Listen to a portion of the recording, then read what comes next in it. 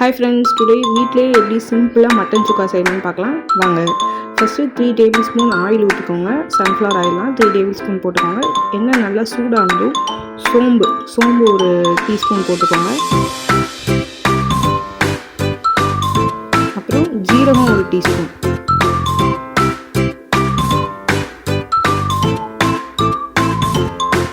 அது நல்லா வெடித்ததும் கரம் மசாலா, இது பட்டை, கறி மசாலா, இது ஏலக்காய், கிராம்பு, பிரிஞ்சி இலை இதெல்லாம் ஆட் பண்ணிக்கோங்க. இதெல்லாம் ரெண்டு இது எடுத்துருக்கோம். கொஞ்சம் இது ஆட் பண்ணிக்கோங்க.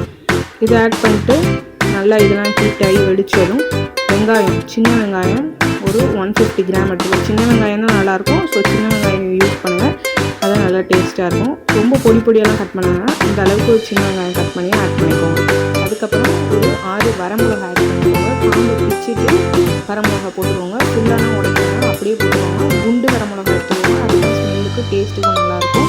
உங்களுக்கு காரம் இன்னும் அதிகமாக தேவைப்படுச்சுன்னா இன்னும் கொஞ்சம் வெங்காயம் போட்டுக்கோங்க. அதுக்கப்புறம் 2 பழுத்த தக்காளி, நல்லா காயான தக்காளி, நல்லா பழுத்த தக்காளி 2 தக்காளி இந்த அளவுக்கு சைஸ் கட் பண்ணி போட்டுக்கோங்க. பொடியாக போனோம்னா இந்த மாதிரி ஒரு தக்காளி 4 ஊற்றி அப்படியே ஆட் பண்ணிக்கோங்க. அதுக்கப்புறம் இந்த காய் வதங்கிறதுக்கு தேவையான உப்பு, ஆல்ரெடி கறி நம்ம தனியாக வேக வைக்கிறது உப்பு எடுத்துக்கோங்க. அதனால் ஒரு டேபிள் ஸ்பூன் அளவு கல் உப்பு போட்டுக்கோங்க. போட்டுட்டு நல்லா கிண்டி விட்டுருங்க. கிண்டி விட்டு அதுக்கப்புறம் கருவேப்பிலை, ஒரு கொத்து கருவேப்பிலை ஆட் பண்ணிக்கோங்க. கருவேப்பிலை நிறையா போட்டுக்கோங்க, அப்போ தான் நல்லாயிருக்கும். அப்புறம் ஒரு 20 பல்லு போல் பூண்டு, முழு பூண்டாகவே ஆட் பண்ணிக்கோங்க, அது நல்லா டேஸ்ட்டாக நல்லாயிருக்கும். அதுக்கப்புறம் கிண்டிட்டு ஒரு 10 முந்திரி, உடச்ச முந்திரி ஆட் பண்ணிக்கோங்க. சூப்பராக இருக்கும் இது மட்டன் கூட சேர்த்து சாப்பிடும்போது. முந்திரி ஆட் பண்ணிக்கோங்க.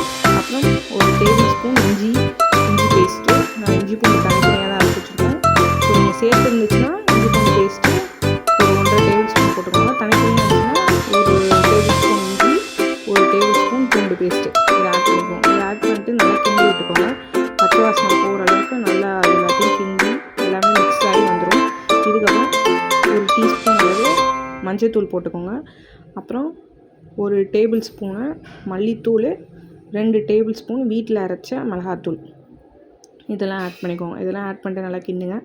அப்புறம் மட்டன் மசாலா, நீங்கள் எந்த மட்டன் மசாலா வச்சுருக்கீங்களோ அது போட்டுக்கோங்க. நாங்கள் சக்தி வச்சுருக்கோம், ஸோ சக்தி மட்டன் மசாலா நல்லாயிருக்கும். ஸோ அதை ஆட் பண்ணிக்கிறோம். ஒரு 2 டீஸ்பூன் சக்தி மட்டன் மசாலா ஆட் பண்ணிவிட்டு அதையும் போட்டு நல்லா கிண்டிக்கோங்க. அப்புறம் நம்ம வேக வச்சுருக்க மட்டன், இந்த வேக வச்சுருக்க மட்டன் ஒரு 5 விசில் வச்சு எடுத்தது. வேக வைக்கும் போது கொஞ்சோண்டு உப்பு, மஞ்சத்தூள், இஞ்சி, மட்டன் சாஃப்டாக வேகிறதுக்காக கொஞ்சம் இஞ்சி போட்டிருப்போம். இந்த மாதிரி வேக வச்ச மட்டனை ஆட் பண்ணிக்கோங்க. ஆட் பண்ணிட்டு அந்த மசாலா மட்டன் நல்லா சேர்கிற அளவுக்கு கிண்டுங்க. கிண்டினோன்னா மட்டன் வேக வச்ச தண்ணி, கண்டிப்பாக மட்டன் வேக வச்ச தண்ணி ஆட் பண்ணுங்கள். செம்ம டேஸ்ட்டாக இருக்கும். ஏன்னா அந்த கொழுப்போட இதில் எசன்ஸ்லாம் அதில் தான் இறங்கியிருக்கும். ஸோ அந்த தண்ணி ஆட் பண்ணிக்கோங்க. நார்மல் வாட்டர் போடாதீங்க.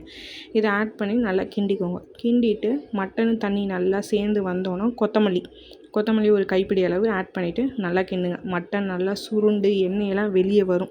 வெளியே வந்துடுச்சுன்னா நம்மளோட சுவையான மட்டன் சுக்கா ரெடி. சிம்பிளான ரெசிபி, ஒரு 1/2 அன் ஹவரில் செஞ்சிடலாம். கண்டிப்பாக ட்ரை பண்ணி பாருங்கள், மிஸ் பண்ணிடாதீங்க.